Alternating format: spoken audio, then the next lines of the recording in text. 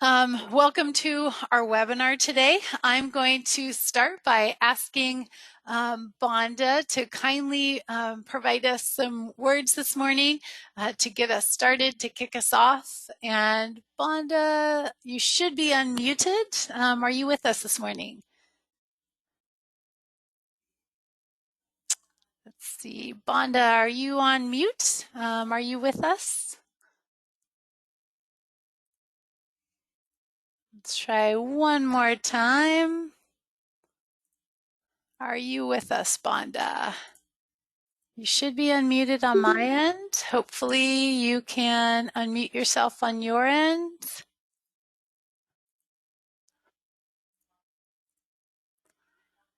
Okay, Bonda, are you with us? Okay, maybe having some audio challenges. We can give you another minute here. Perhaps if you are having any issues, you can let me know in the chat box. Otherwise, maybe continue to make sure that you can unmute yourself and we can hear from you this morning. Okay, well, how about this, Bonda? I'm gonna, oh, I can see you now. I can't hear you yet. If only we all knew sign language. That would be really, I've found that would be helpful for me. Yeah, sorry, I can see you. On my end, you look like you're unmuted. Maybe there's something on yours if you have an additional maybe mute button or something else perhaps that isn't engaging.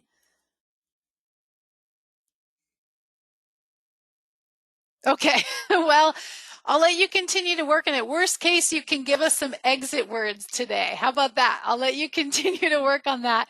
In the meantime, I'm going to turn the screen over to our training presenter today, Mark Easter, and I'm going to let him give you a little bit of introduction to himself and what he does.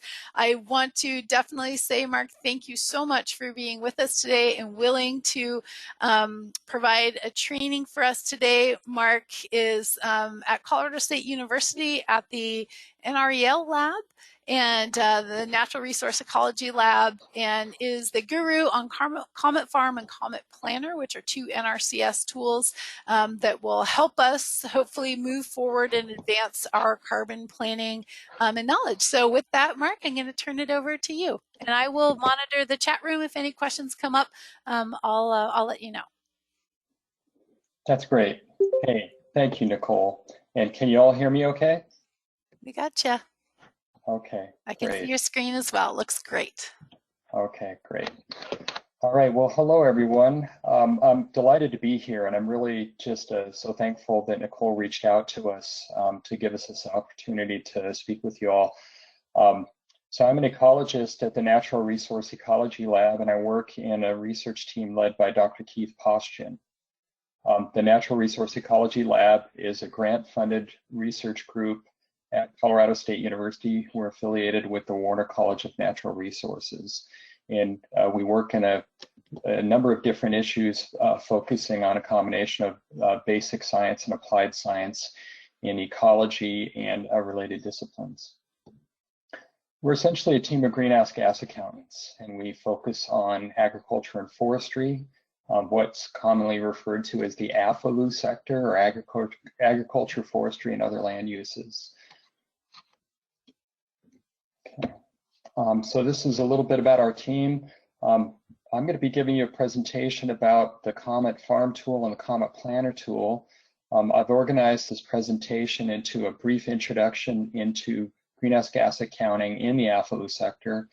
And then I'm going to give you a brief introduction to the two tools and then a demonstration. I'm trying to time things to give us about 20 minutes for discussion at the end.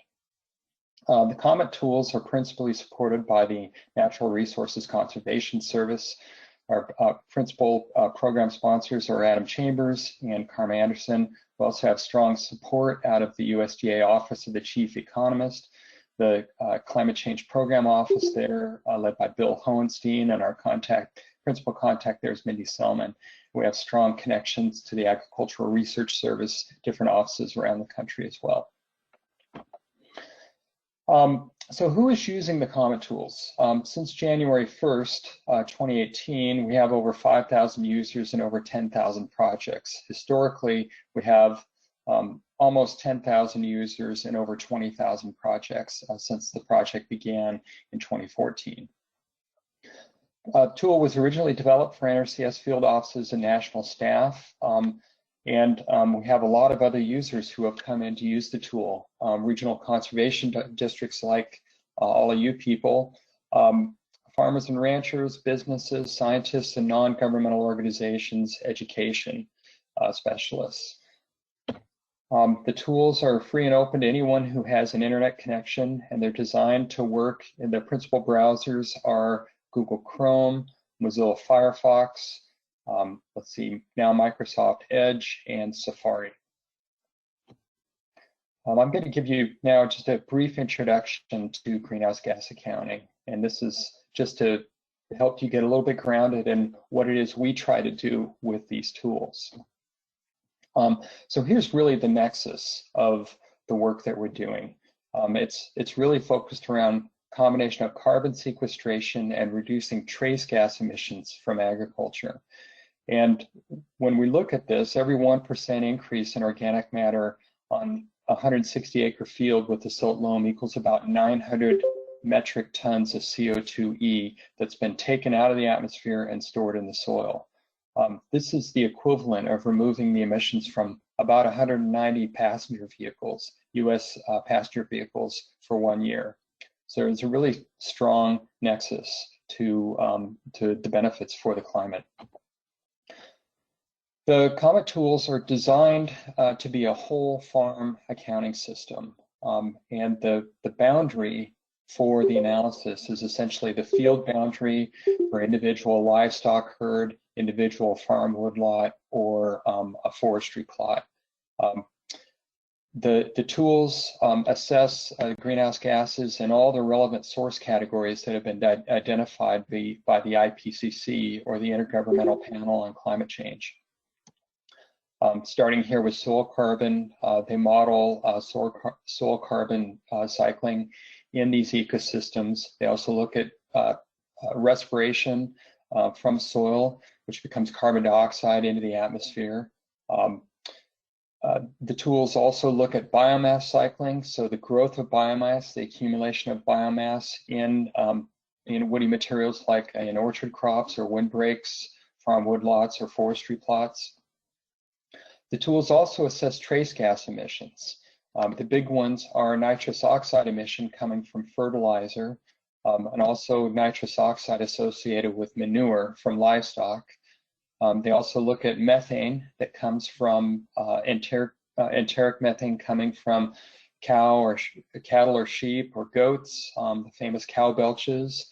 They also look at methane from rice, and then trace gas emissions from burning biomass, including methane, nitrous oxide, NOx, carbon monoxide. Now, the whole point of this is to take all of those emissions and put them on a single balance sheet and express them in carbon dioxide equivalents. And we do that through a set of models that are described in this document. This is what we call the methods document, or the Blue Book. It was published in 2014 after a 3-year effort led out of the Climate Change Program Office at the USDA. So a way to think about the Comet tools is essentially a modeling platform that implements the models and methods that are described in this document. And they look at soil-related emissions, livestock-related emissions, and also we have a place for assessing energy-related emissions in the tools. Now, there's an increasingly strong nexus for looking at greenhouse gas mitigation in agriculture and forestry. There's been a number of federal programs led by the NRCS in terms of the SIG programs, the RCPPs, CSP, and others. There's also increasingly important state level programs, and the California Healthy Soils Program is probably the greatest example of that. It's also private carbon markets that are starting to appear. The company Nori is promoting the carbon market that probably has the most traction right now, and the Comet tools are being used by Nori to do quantification of greenhouse gas mitigation from conservation practices in agriculture. There's also carbon registries such as the Climate Action Reserve and Vera, but we're seeing also increasingly supply chain initiatives. Good examples are Ben & Jerry's, Cargill, Unilever, and others. The tools that we've built are really organized around conservation scenario analysis to try and fit this need. The idea is that the users can come through and identify how they're growing their crops. Essentially, what's the baseline? What's the business as usual? How they're managing their soils and their rotations now. And then you can superimpose onto that a combination of management activities, such as reducing tillage or improving fertilizer management, adding cover crops, and other sorts of practices. And then all of those different combinations can be then modeled and expressed to look at the benefits on the same balance sheet, all expressed in CO2 equivalents. So that's how the Comet Farm tool works. The Comet Planner tool is designed to allow users in a rapid fashion to be able to assess what the benefits of a single combination, a single conservation practice might be, or a small number of combined practices. And I'll get into some of the details on that. So I'm going to give you a quick introduction to the Comet Farm tool now. And I'll get into the details with the demonstration, but the first step is for the user to enter to describe their location, either as drawing a parcel boundary or establish a point that's centered on a field. Now, the next step is to describe historically how the field has been managed. Now, with a combination of the field location and details about how the system has been managed, we combine those details with climate data using the PRISM weather model developed out of Oregon State University and the Surgo soils model that's been developed by the NRCS. We combine that with equation factors that are described in the USDA method. And we run all of this data through the Descent model, which is our flagship model, and a series of empirical models. Combined, we have over 40 different models that are used in the platform here, all addressing those different source categories for greenhouse gas emissions. The outputs then are presented to the user graphically and also in a tabular form. We get a lot of questions from people about the performance of the Descent model. This is the model that we use for calculating soil organic carbon in the tool. And this is an example from the Rothamsted-Brodbach experiments. This is the longest running ecosystem experiment known. It goes back to about 1847, and this is an example where there was a treatment established at the time where they're growing winter wheat with no fertilizer, and straw was incorporated into the field. And in the orange, you see the Descent modeled soil organic carbon, and the blue, you see the measured soil organic carbon at those points. And to the right here, this is a different experiment where they're applying farmyard manure and letting the straw be incorporated into the field. And the model performs, we think, pretty well. Now, measuring soil organic carbon can be a pretty tricky thing, as I think most of you probably already have experience with that. It can be difficult to establish experiments and measure them well over time, and frequently we find it's difficult to detect changes in soil organic carbon in less than 5 or 10 years in the experiments that we've seen. So that's why we see it's important to be able to utilize models in a platform like this in looking at soil organic carbon. And trace gas emissions tend to be extremely expensive to measure in the field, and so models we found are the most cost-effective way to do assessments. So the first step in the tool is to draw a field boundary here, and this is from a demonstration project we have in the Comet Farm tool. This is a field at the Alley Demonstration Farm. It's operated by Iowa State University. It's in northwestern Iowa in the Des Moines lobe, and you can see all these little squiggles, these isoclines. These are map units that are defined by that come in from the NRCS Sergo soil map. This is delivered by the Web Soil Survey. So once you identify your point or your parcel location, the next thing to do is to go through and identify, construct a land use history.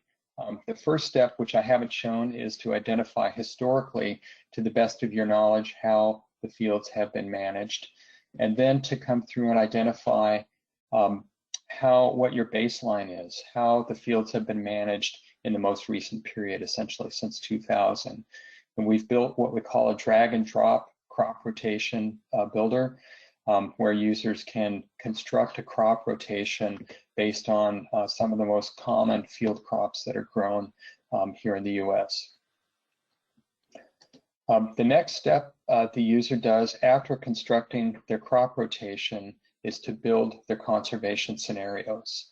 And they can do that either by hand, making changes individually in each year that's identified in the tool, or you can add some of the most common conservation practices that we found, others have found to have greenhouse gas benefits. And those involve a combination of conservation tillage or different kinds of cover crops, or cover crops combined with reduction in fertilizer application rates. So again, the idea here is you establish your baseline and then you add conservation scenarios on top of that. And what the tool then does is it models it runs the model on your baseline scenario and then on your no-till or your conservation scenarios, and we provide what the results of the models are in the different greenhouse gas source categories. Those source categories are identified on the left-hand side of the screen, and then there's subsource categories associated with each of those. We provide an estimate of what the emissions are, and then an estimate of the essentially the distribution of the uncertainty curve for each of those emissions categories. We have uncertainty available for everything except soil organic carbon, and that's been a work in progress at this point. And this is just an example of what that uncertainty distribution curve looks like. And this is just one example from soil nitrous oxide. Now users can access the Comet Farm tool through the graphical user interface that we've built, but they can also access it through an API, an application program interface. And a way to think about that is it's essentially a side door into the Comet tools. The users can construct input files. They're in XML format that have all of the same input data that you find in the GUI. You can send that into our API. We execute the model runs within the tool, and then we return an XML file to the user that has all the results. You can do this programmatically. You can construct files by hand if you want.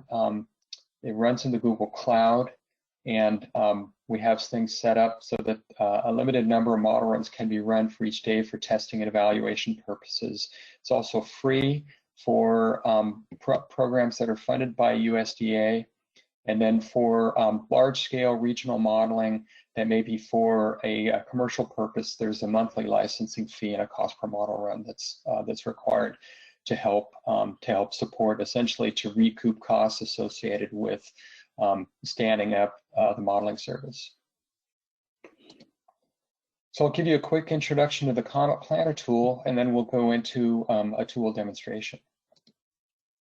So the Comet Planner tool is organized around conservation practice scenarios, and I know that's something that you all are familiar with. This is an example from nutrient management.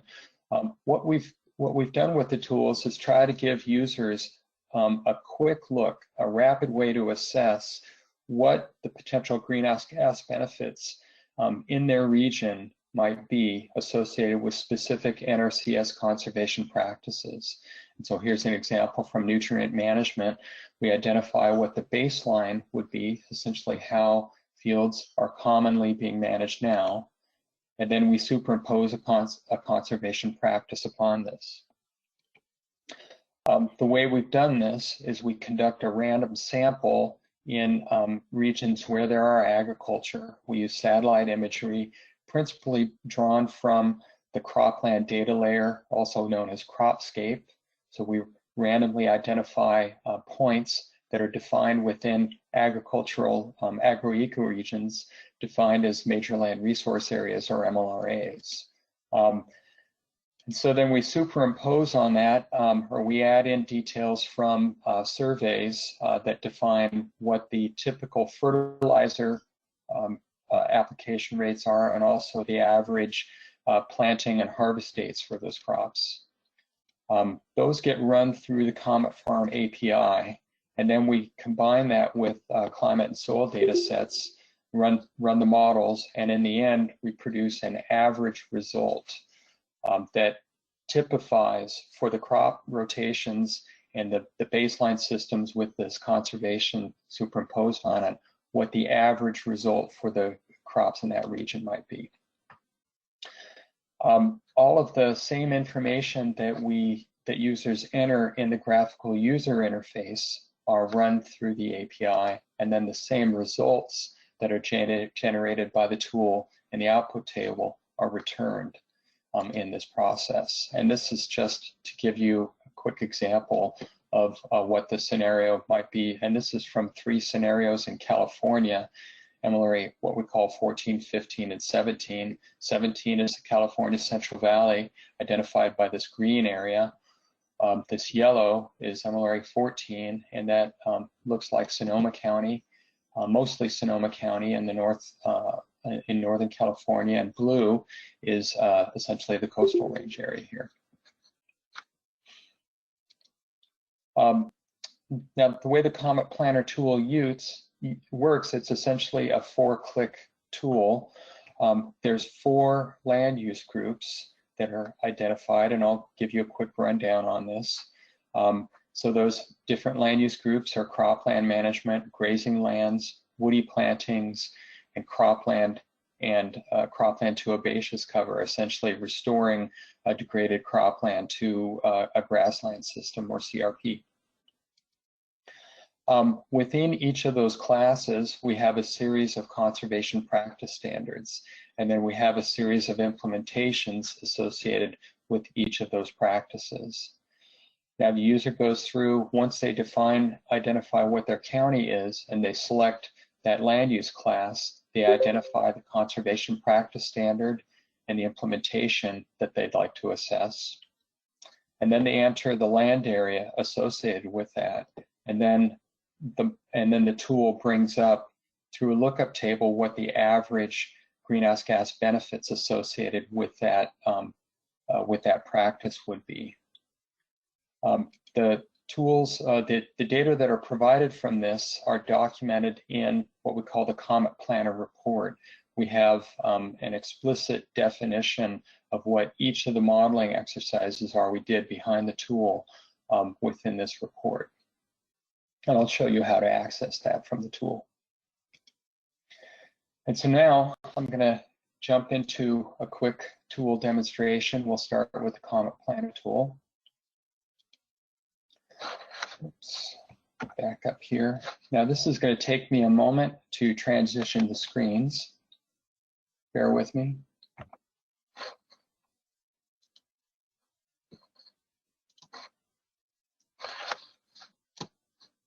Okay, can you all see my screen now? Yep. Yeah, we can see the Comet Planner screen. Okay, great. So why don't we start with an example from the Palouse, and what would be a county that, an example county from the Palouse region?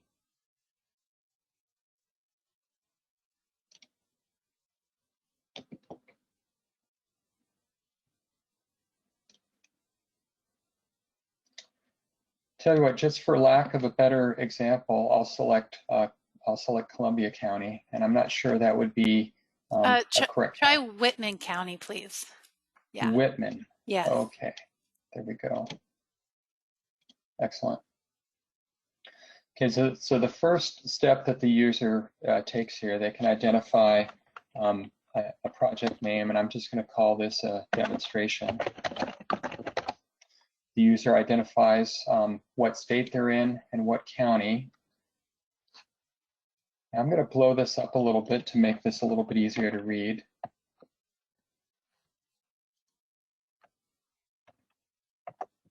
There we go. So we have these different classes that the user can select from. We have cropland management. They have grazing lands. And as you see, when I click on one of these classes, the conservation practice standards that apply change. We also have woody plantings, cropland to herbaceous cover, and then we have a fifth category I forgot to mention, and this is restoration of disturbed lands. This is principally applied to restoration of degraded mine lands or mine land restoration.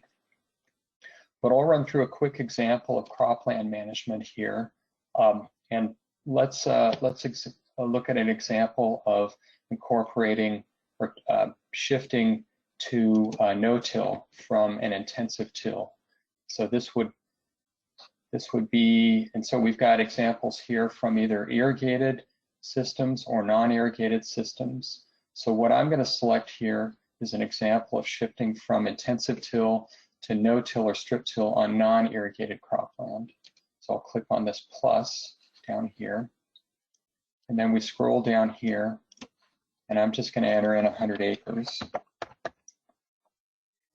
And what now you can see that it's automatically populated here, and I'll blow this up so you can see it a little bit better. So I've entered 100 acres here, and what this shows us is that based on the average results from the soils and the crop rotations for the region that dominates that Whitman County, we have about 33 tons of CO2 benefit. That is about 33 tons of carbon sequestration and about 2 tons of reduction in trace gas emissions associated with nitrous oxide, for a total of about, on that 100 acres, an average of about 35 tons of CO2 equivalent reductions. Now, over on the left-hand side here, if we click on, if you click on this, and this is going to be a little bit hard for you all to see, so I'm not going to do this, but I encourage you to run through some practices. You click on this, and it'll give you the option to look at the conservation practice standard for CPS 329, and also a one-page summary on how we did the modeling to estimate what the greenhouse gas benefit from this would be. We can also click on this, and again, you're not going to be able to see this, but it sent me a PDF report which shows up in my download banner right here. And then finally down here a little bit further, there's some more details. You can look at some more details behind the modeling. You can also download the Comet Planner report at this point. So that's a quick, a rapid introduction to the Comet Planner tool. Now I'm going to give you just a very quick tour of the Comet Farm tool, and then we'll shift to questions and some dialogue. Excuse me, I'm going to take a quick sip of water.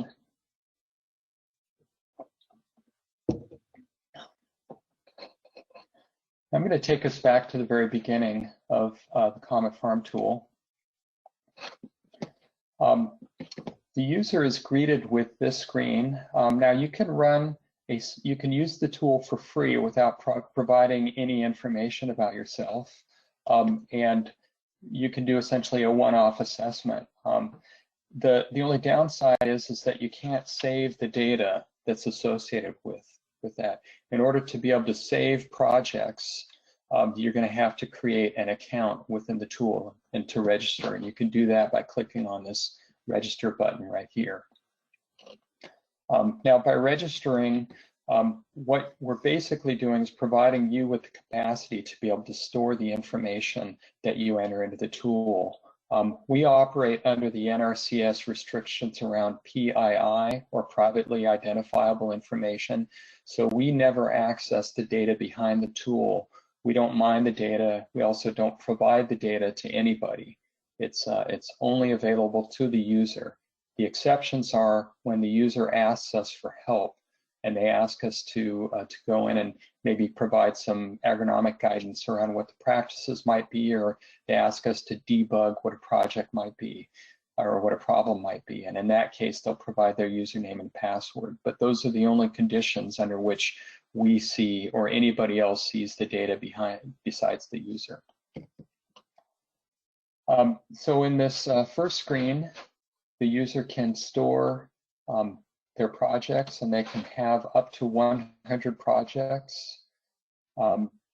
We have an opportunity where the user can generate a demonstration project. In order to do that, up here in the left-hand corner, you click on Create Demo Project, and it gives you, we have 5 different demonstration projects we've identified that users can use in order to essentially see how the tool works.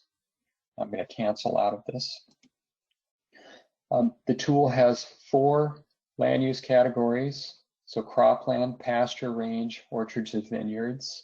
We also have a module for animal agriculture, one for agroforestry, and one for forestry. And we're focusing today on cropland, pasture, and range. Now, I'd be happy to arrange a call with any of you or any subgroup of you, or if you'd like, we can come back and have a follow-up call about agroforestry, forestry, and animal agriculture. Be very happy to do that. Up here in the right-hand corner, we have a help link, and this links you to PDF tutorials, training videos. You can also send us a question by clicking on this link, sending an email to this address right here, and then we have a calendar of training events. I'm going to take us back to where we were. So I have a demonstration project here that I've set up. I'm going to go back to it. I have one from the Palouse region.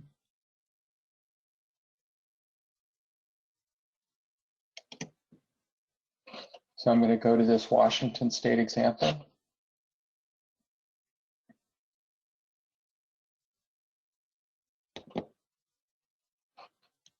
So the first step the user takes is to define activities.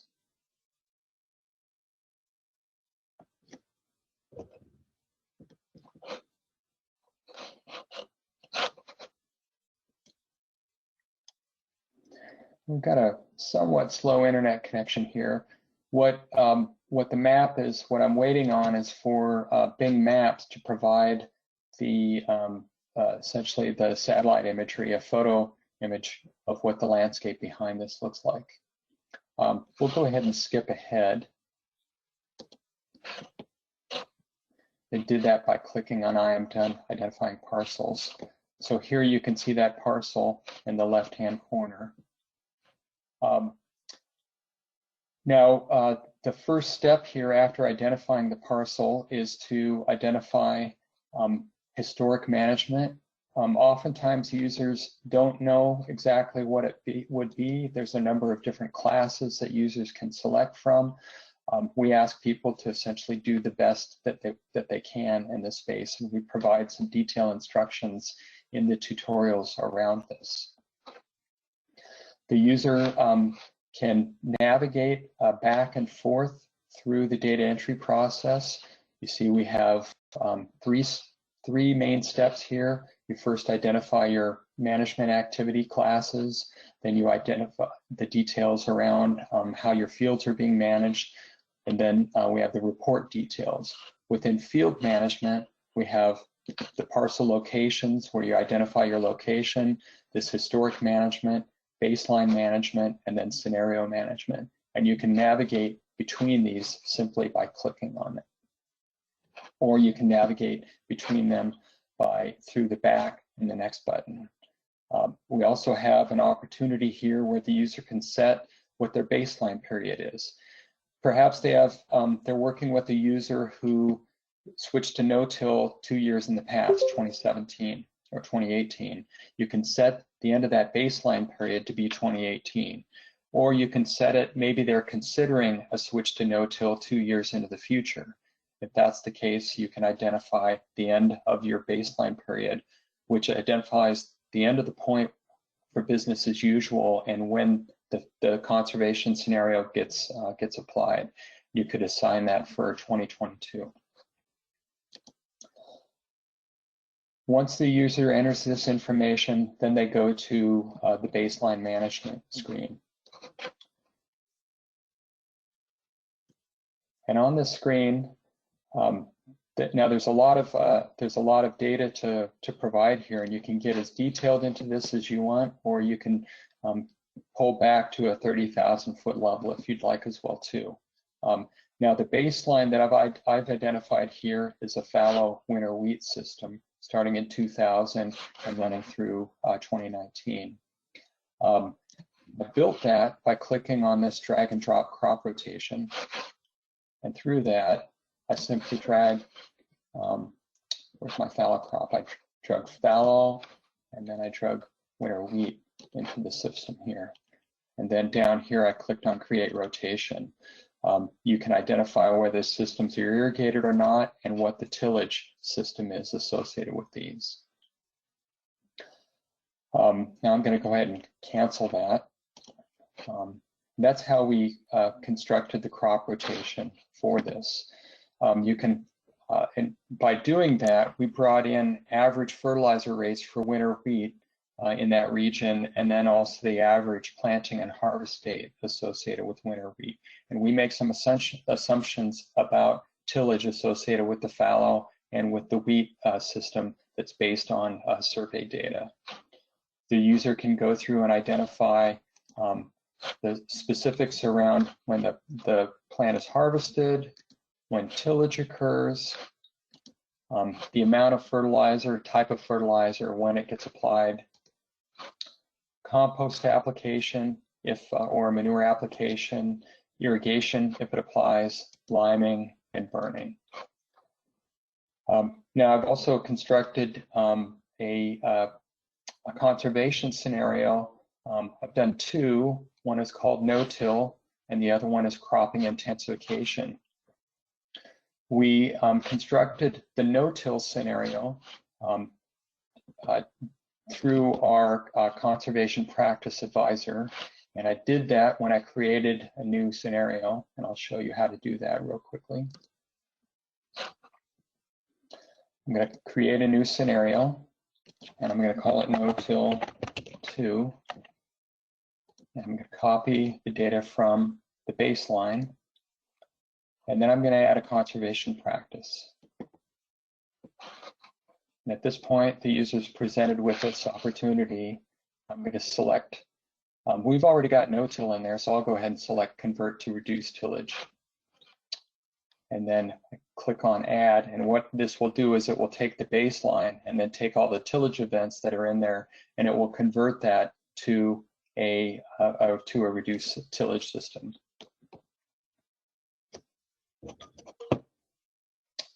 So we now have the opportunity to either keep editing, you can add some more conservation practices, or you can continue to the reports. So I'll go ahead and continue to the reports, and we'll start the report running. Now, I'd like to ask you at this point, this is probably a good point for us to pause and ask if there are any questions.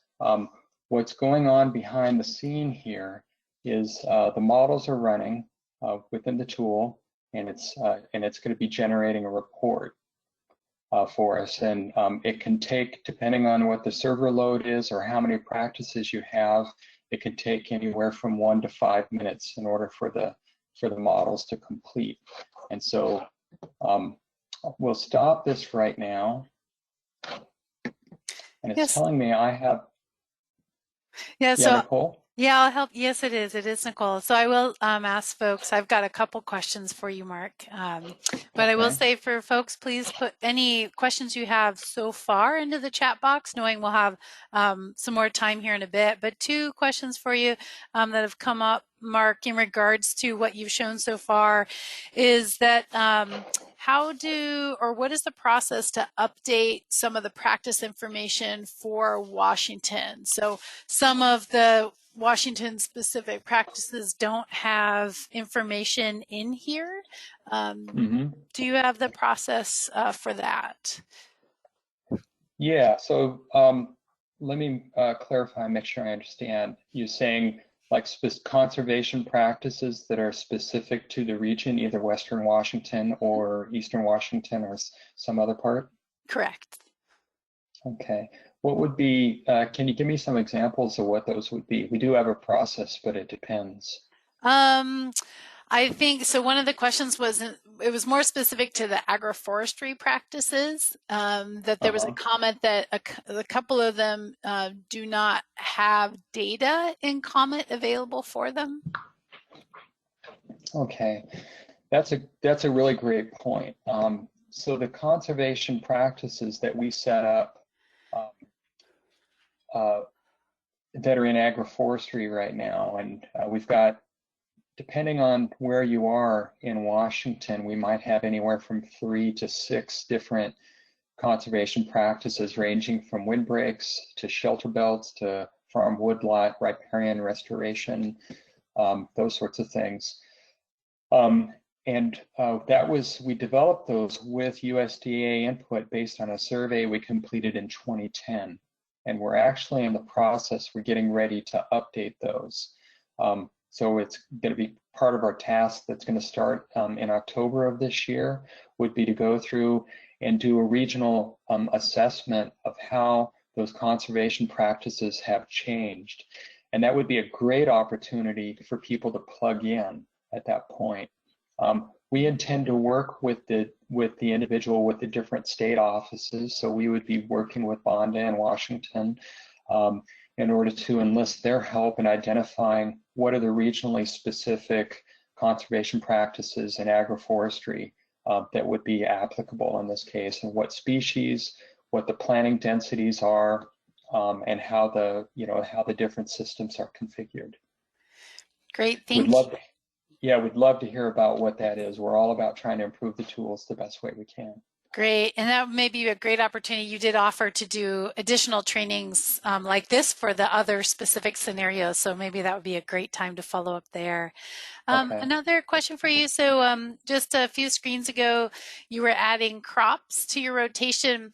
If there is not a crop present on that list that's common to an area or that is maybe specific to the landscape you're working with, is there a process or an ability to add a crop to that system or to the Yes. available selections? Okay. Yeah, absolutely, definitely. And I'm going to take this back to field management, and I'll show you what some of the crops are. Um,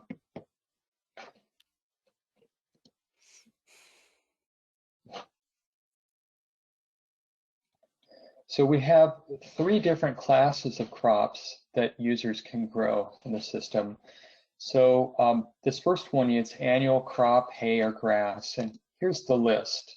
So it's relatively extensive. We have over 30 different crops that are available here. Now in the state of California, there's over 400 crops that are grown. And in the state of Washington, I think there's over 120 different crops. So we have definitely not captured an exhaustive list. What we have done is captured what represents more than 90% of the cropping area in the country with these dominant crops. And so now what's shown in the drag and drop crop rotation is essentially a subset of what you see in this list right here. And the reason for that is that we don't necessarily have good regional survey data on fertilizer applications or on average planting date and harvest dates for these crops. And so where we have those data, we have it available on the drag and drop where we don't have the data, the user can select those crops from this list and enter them into the system. The other class that we have is seasonal cover crops.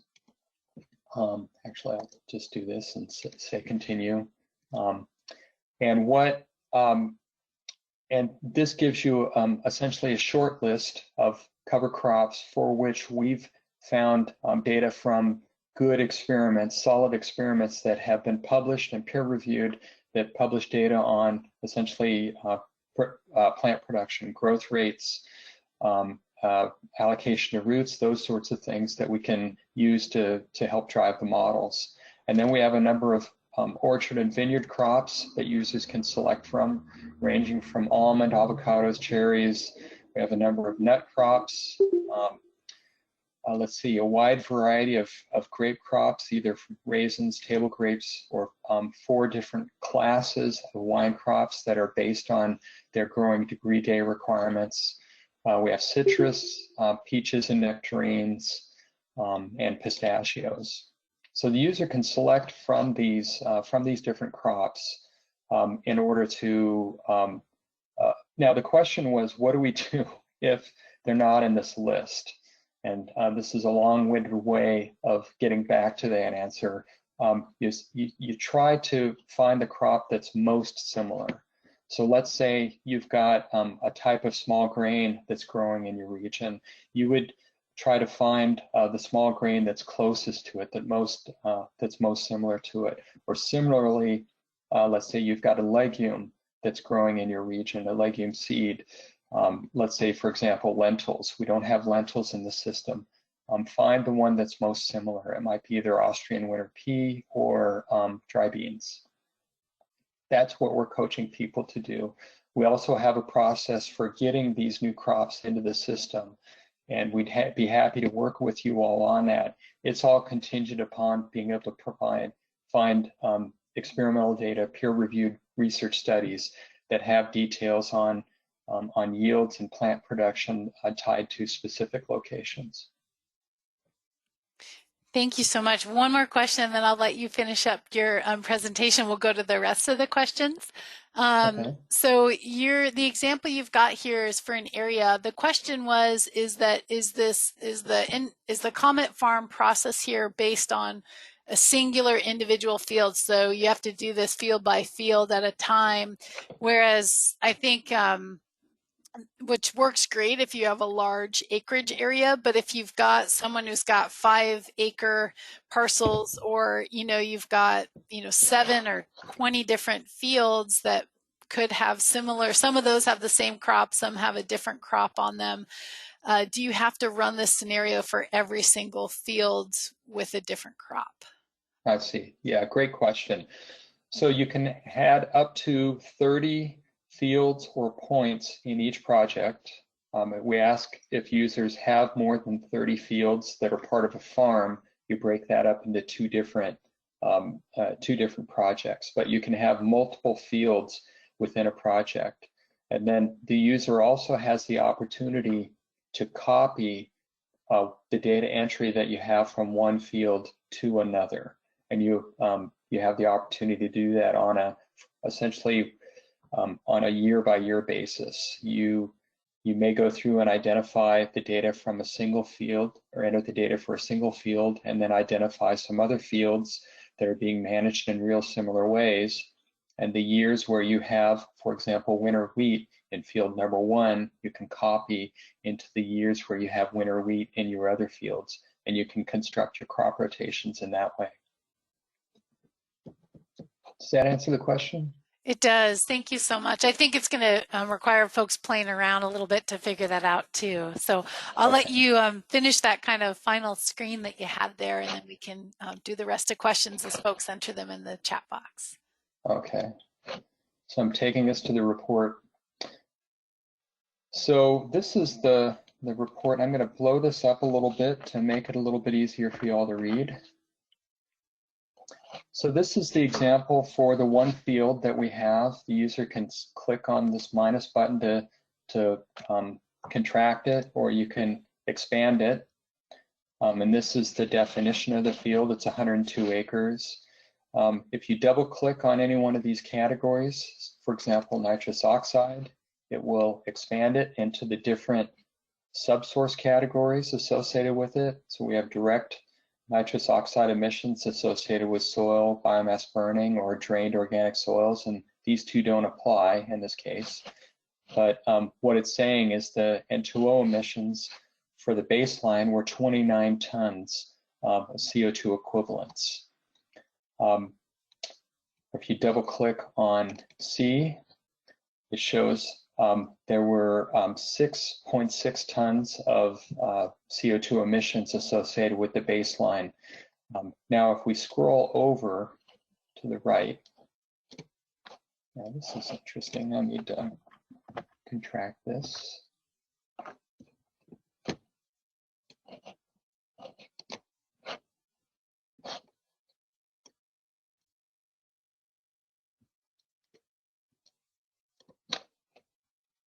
I have some interesting, there we go. Now we see the conversion to no-till. And what we find from conversion to no-till, I'm going to contract these so we can see the results, the summary. In the conversion to no-till, well,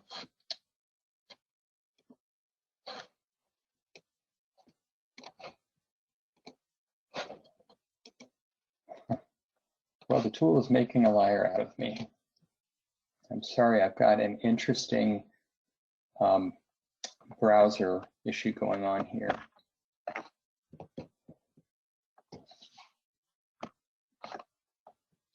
Bear with me for a second.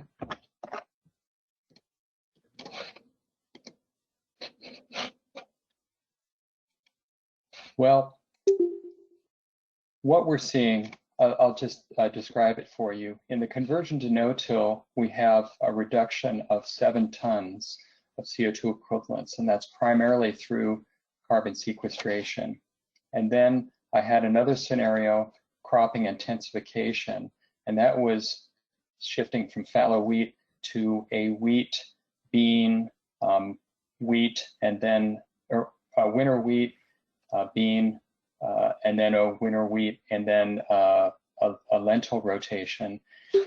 And so shifting to that cropping intensification resulted in a reduction in 70 tons of greenhouse gas emissions. So a very significant carbon sequestration that occurred there. And I apologize, I don't know why I'm having trouble in this demonstration. You can also export the data in a number of different formats, and you can also look at the data graphically. And so I'm selecting this Palouse example here, and it shows, I'll blow this up, in this graphic that shows you what those results were. So this is the baseline.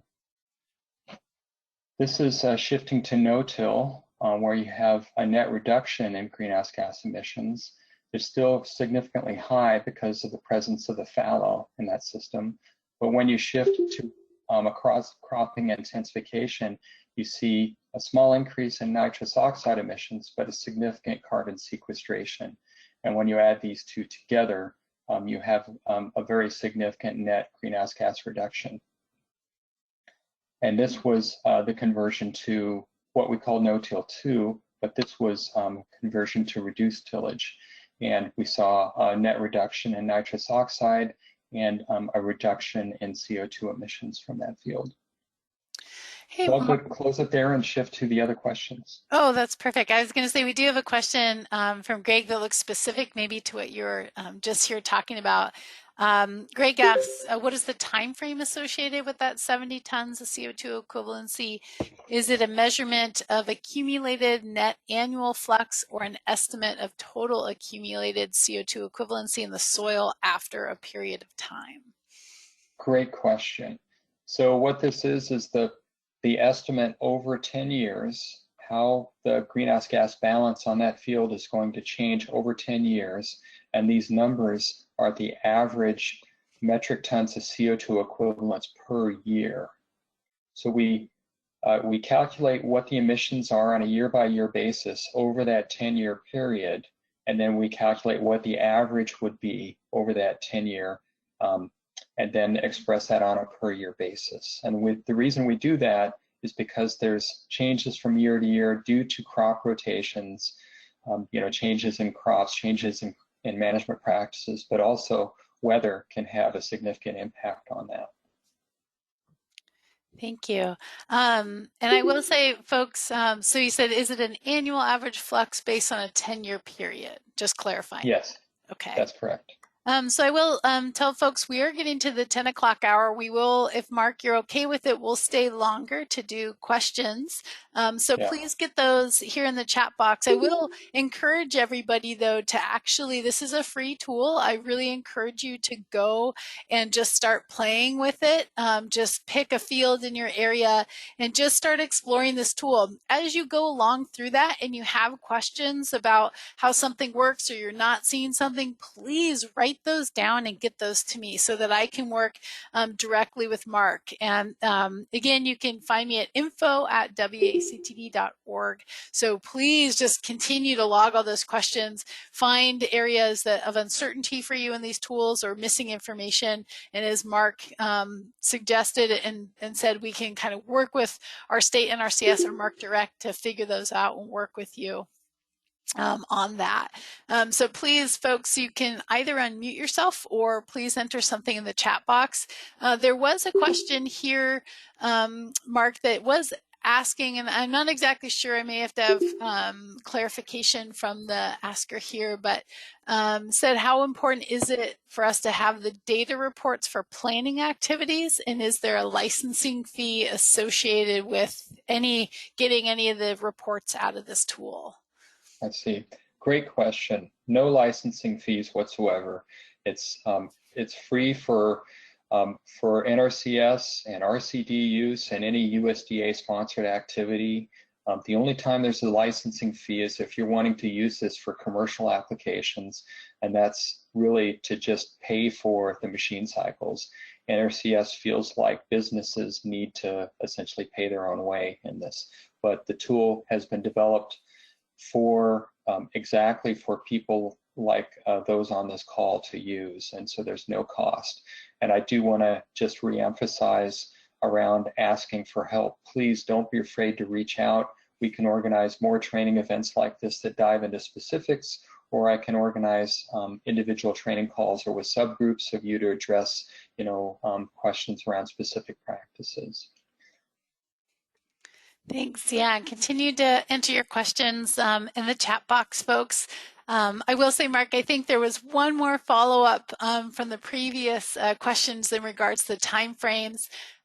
Greg was asking, is this the case? In this case, is the 10 years specific to that no-till practice? For example, it would be different for a different practice, or is the tool always looking at a 10-year study period? Yeah, great question. It's always looking at a 10-year study period. Awesome.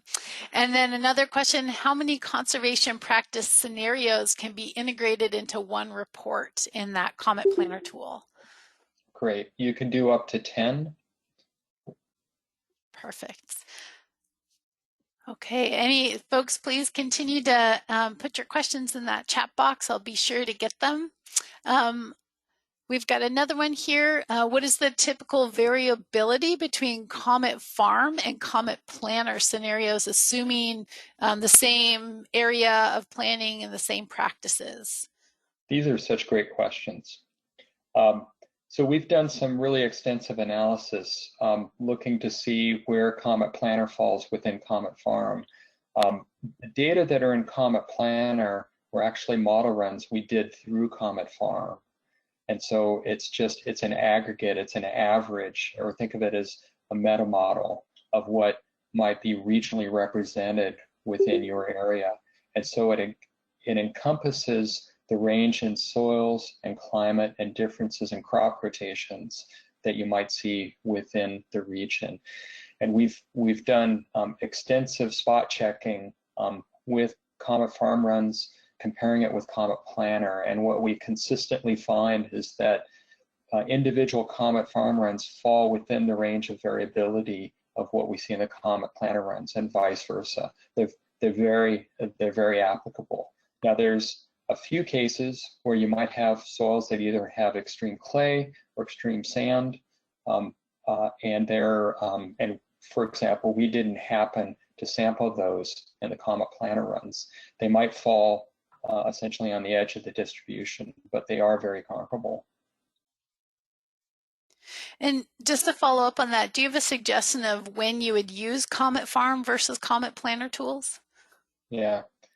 So we get that question a lot, and it generally falls into sort of two groups. For conservation planning, we find the planner tool is the most applicable. It's the easiest to use, and it informs the conservation planning process that's done at the district level. People who want to use Comet Farm, they generally fall into two classes. The first is that they might be wanting to take a deep dive into their individual farm, and they simply want to understand, okay, they see the results in Comet Planner and they say, gee, why is that? You know, I thought maybe I could sequester more, or why are my nitrous oxide emissions so high?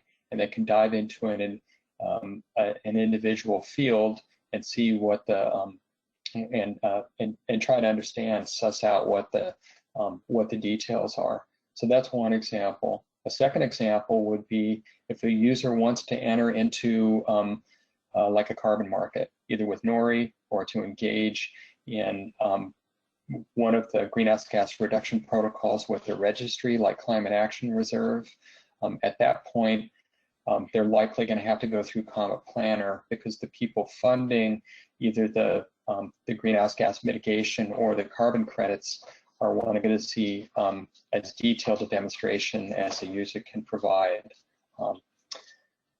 And so those are the two principal examples. A third might be maybe a grower wants to participate in a supply chain initiative, like, for example, companies like Unilever and Ben & Jerry's and Cargill have all announced supply chain initiatives where they want to reduce the greenhouse gas emissions in their supply chain. And the grower may be requiring the grower to demonstrate what the emissions reductions would be on a field by field basis. And that would be another example. Perfect. Thank you, Mark. Folks, if you have any other questions, please enter them in the chat box. And again, if you've got some as you go along and you're playing with the tool, we will, the CTD will probably contact everybody and ask how you're doing. And if you need follow-up training, and we'll probably engage with Mark again. I'm so thankful that you were willing and able to join us today, Mark, and provide this wonderful training for us and help us get a better understanding of the tool and how we can use it and its applicability for carbon planning. And I know myself, I learned a lot today, and I'm going to go explore this tool a little bit more and use it in my planning process. So thank you so kindly for that. You're welcome. I'm just delighted to do it. And thank you again for inviting us. And I'm happy to help in whatever way we can with the work that you all are doing. Thank you. Take care. Yeah, thank you so much. And I also want to, I know Bonda wasn't able to get her audio working. Perhaps if it is now, Bonda, you can chime in, but she did provide some closing remarks in the chat box that I just want to reiterate to folks, since this is an NRCS tool. And as we know, we all are grateful for the provision of those and that we can use them. And there's, as Mark showed, there's so much great science and background behind this, and applicability and adaptability for us to integrate these tools into our planning process. And Bonda reminds us that the Comet Farm tool was, it's an NRCS Conservation Innovation Grant with Colorado State University, and that's how it was created, which is fantastic. The Comet Farm tool CIG grant was so successful that NRCS adopted it as official greenhouse gas quantification tool of USDA and has supported it for over 10 years. With Washington State's new carbon sequestration initiative, that's also that Sustainable Farms and Fields initiative, this tool could be extremely beneficial, and it's something we will probably all be using for planning. So Washington NRCS Mission of Soil Health will support this initiative with Farm Bill programs. And Bonda thanks all of us for tuning in today and for Mark and his presentation. So with that, again, thank you, Mark, and thanks everybody for your attendance. We really hope to be able to do more of these here in the coming months, as this is kind of our new normal for a while. We'll see how that goes. So thank you again, Mark, and we really, really appreciate your time today. Okay, and we'll sign this webinar off. Thank you, everybody.